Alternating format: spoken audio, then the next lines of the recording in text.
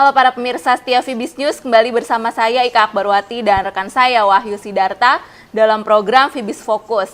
Pada Vibis Fokus kali ini kami akan membahas mengenai kondisi sektor properti di Indonesia baik secara real maupun dari saham-saham di Bursa Saham Indonesia. Kali ini kita akan membahas apakah properti di Indonesia memang mengalami bubble atau tidak, karena ada pernyataan dari Bank Dunia yang menyatakan bahwa sektor properti di Indonesia, terutama yang di sektor real, sudah mengarah ke dalam kondisi bubble. Akan tetapi pernyataan tersebut juga dibantah oleh beberapa pengamat yang menyatakan bahwa properti di Indonesia masih belum mengalami bubble. Kita akan melihat terlebih dahulu data dari Bank Dunia. Di sini terlihat bahwa harga jual apartemen mengalami kenaikan sebesar 45% menurut Bank Dunia. Sementara itu harga sewa ruang kantor naik sebesar 43%.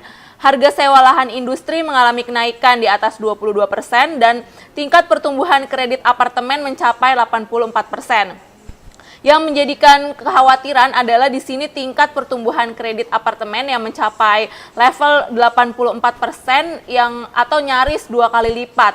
Kondisi ini tentunya akan menjadi potensi bubble apabila kredit yang diberikan oleh bank-bank kepada para pemohon kredit untuk membeli apartemen tersebut hanya digunakan untuk tujuan spekulasi.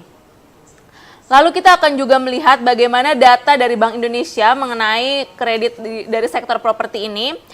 Tampak bahwa kucuran kredit perbankan untuk sektor properti itu mencapai 375,1 triliun rupiah hingga bulan Februari tahun 2013. Jumlah ini terdiri dari bank swasta nasional memberikan kontribusi sebesar 193 triliun, sementara bank BUMN memberikan kontribusi sebesar 148 triliun. Kita bisa membagi juga dari kredit ke sektor properti ini untuk KPR dan KPA mencapai 226,7 triliun. Sementara itu untuk kredit sektor konstruksi mengalami ada di level 89,9 triliun dan kredit real estate sekitar 58,4 triliun. Kita juga melihat di sini adanya peningkatan yang amat signifikan untuk permintaan kondominium, terutama untuk kondominium kelas menengah ke atas. Di sini ada data yang menunjukkan bahwa sejak tahun 2007 hingga kuartal pertama tahun 2013 terjadi pergerakan yang menguat atau kenaikan dari sisi pasokan maupun permintaan untuk kondominium kelas menengah ke atas. Di sini terlihat pula bahwa penyerapan dari pasokan kondominium yang ada ini sangat besar, yaitu nyaris mencapai 100% sejak tahun 2007 hingga tahun 2013 saat ini. Sementara itu untuk harga jual kondominium di Jakarta sendiri yang berlokasi di Central Business District atau CBD, rata-rata harganya per meter persegi per bulan itu mencapai 20,3 juta hingga 26,1 juta.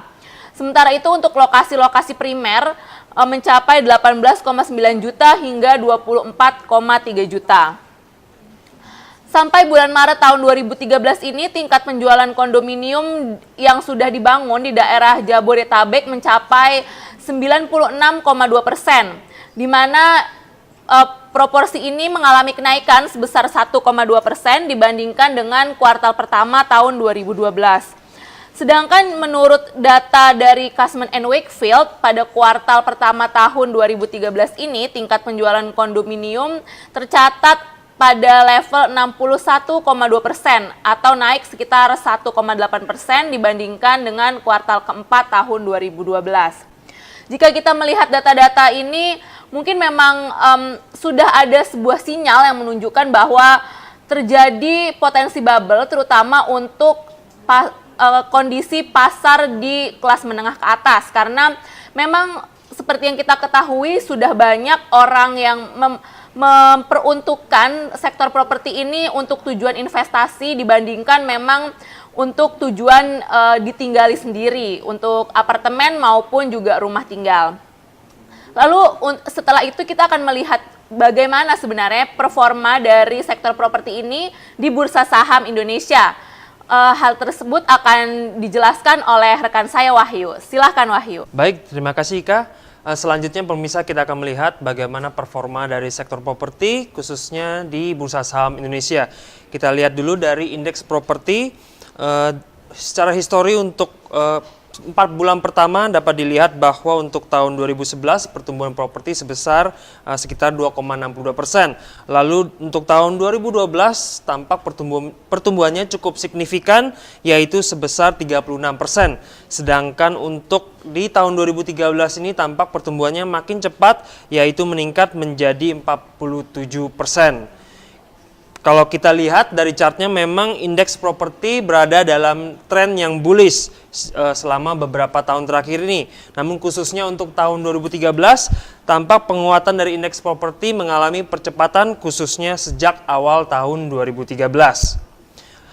Naiknya peningkatan signifikan pada indeks properti memang diakibatkan oleh harga saham-saham properti yang mengalami peningkatan yang signifikan. Dapat dilihat bahwa untuk emiten-emiten properti secara umum mengalami penguatan yang signifikan. Khususnya untuk emiten property and real estate dapat dilihat bahwa saham Pakuwon Jati meningkat sekitar 80% hingga bulan April 2013. Sedangkan untuk emiten konstruksi dapat dilihat bahwa saham PTPP mengalami penguatan yang paling signifikan sebesar 70%.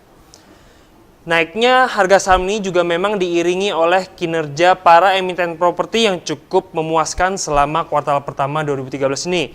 Dapat dilihat bahwa untuk emiten properti and real estate sendiri secara umum berhasil membukukan kinerja keuangan yang cukup baik. Terutama untuk Bumi Serpong Damai dapat dilihat bahwa laba bersihnya meningkat lebih dari 300%. Sedangkan untuk emiten konstruksi sendiri secara umum juga performanya cukup baik, di mana untuk emiten Adikarya laba bersihnya melesat lebih dari 100%. Baik pemirsa, selanjutnya kita akan menanyakan mengenai risiko bubble pada sektor properti kepada salah satu pejabat Bank Indonesia yaitu Bapak Divi Johansyah yang saat ini sudah terhubung melalui telepon. Halo Bapak Divi, pada kesempatan kali ini kita ingin menanyakan beberapa pertanyaan. Langsung saja ke pertanyaan pertama. Jika dilihat dari sektor properti menengah ke atas, tampak terjadi lonjakan penjualan yang signifikan. Apakah ini ditujukan untuk investasi atau memang cerminan demand real untuk tempat tinggal? Kalau kita lihat bahwa DP-nya sudah kita naikin, ya LTV-nya ya minimal 30%, ya. Artinya dari sisi kita lihat bahwa yang beli itu adalah orang-orang yang mampu, gitu ya. Gitu. Nah, kalau kita lihat dari demand-nya, memang ini kelihatannya dari sisi memang demand-nya tinggi. Demand-nya memang tinggi. Apalagi kalau kita lihat sekarang ada transformasi ya. Jakarta itu berubah menjadi orang yang biasanya hidup di rumah-rumah landed house, udah mulai terbiasa dengan apartemen ya. Nah, itu yang juga disebabkan oleh kemacetan di Jakarta. Jadi itu adalah pilihan yang rasional gitu. Baik Pak Divi, untuk pertanyaan kedua, dengan tingkat pertumbuhan kredit apartemen yang mencapai 84%, apakah BI masih menganggap hal ini cukup aman? Emang tinggi sekali emang ya. Emang tinggi sekali ya. Nah, cuman kan bahwa masalah aman atau nggak aman sebenarnya tergantung daripada kemampuan membayar yang ngambil kredit tersebut sebenarnya kan gitu. Selama itu nggak jadi NPL ya masih aman gitu kan. Gitu. Nah makanya langkah yang dilakukan oleh Bank Indonesia sebenarnya bukan membatasi ya. Sebenarnya kita nggak ada maksud membatasi pertumbuhan kredit properti. Yang kita lakukan itu adalah kita mengendalikan sehingga yang benar-benar mampu ya mengembalikan ke kredit tersebut, itulah yang bisa nyicil apartemen tersebut dengan cara kita naikin uang mukanya sehingga kita memperkecil kemungkinan risiko kredit macet di kemudian hari. Jadi sekali lagi kita tidak ada maksud membatasi kredit terhadap properti. Baik, terima kasih Pak Divi atas pendapatnya pada kesempatan kali ini.